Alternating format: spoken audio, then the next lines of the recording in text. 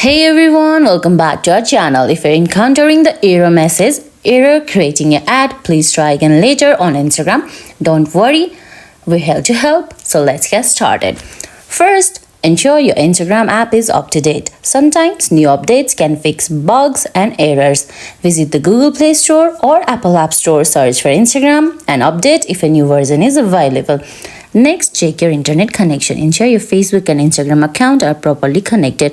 Instagram ads are managed through Facebook's ad platform. Open the Instagram app, go to your profile, tap the three horizontal lines, select settings, and then ensure your Instagram is correctly linked to the Facebook account.